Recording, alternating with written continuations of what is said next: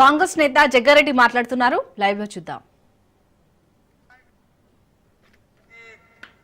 కాలు గోటికి కూడా మీరు సరిపోరు అని కాంగ్రెస్ పార్టీ చాలా స్పష్టంగా తెలియజేస్తుంది. సోనియా గాంధీ కాలి గోటికి కూడా ఆమె త్యాగం ముందు ప్రధానమంత్రి పదవి తీసుకొని వద్దన్న ఆమె త్యాగము, ఆమె కాలి కోటి వేలు కోటి గోరు కూడా పనికిరాని మీరు ఈరోజు మాట్లాడుతున్నారు.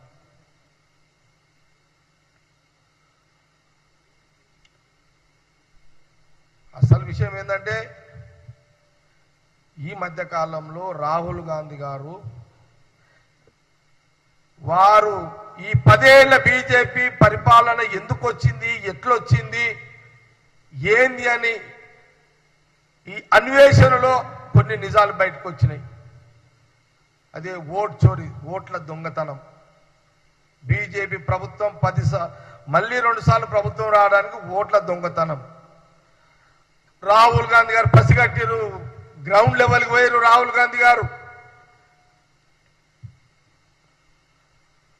ఒక ఇంట్లో 2 పండుకోరు,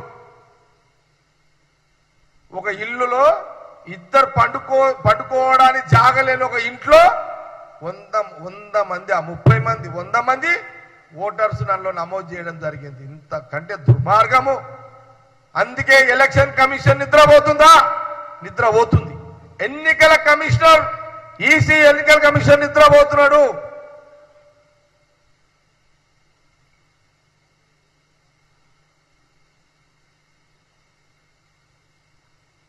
అందుకే రాహుల్ గాంధీ గారు చనిపోయిన ఇంట్లో చచ్చిపోయినాడు ఓటర్స్ రావడం ఏంటి? ఒక మనిషి చచ్చిపోయిండు,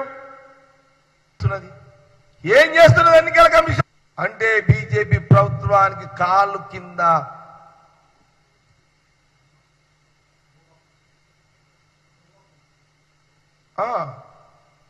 అడుగుమడుగులు ఒత్తుతున్నారు.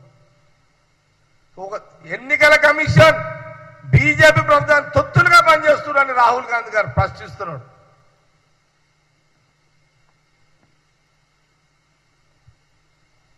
దేశం మొత్తంలో 50, 60, 70 ఎంపీ సీట్లలో బీజేపీ బోగస్ ఓట్లను తయారు చేసి 50, 60, 70 సీట్లు ఎంపీలు గెలిపించుకొని 2 సార్లు ప్రధానమంత్రి అయిన మోడీ గారు అని రాహుల్ గాంధీ గారు పార్లమెంట్ లో గలమిప్పితే దానికి గిల్ల కొట్టుకుంటూ ఏం చేయాలో అర్థం కాని పరిస్థితులలో సోనియా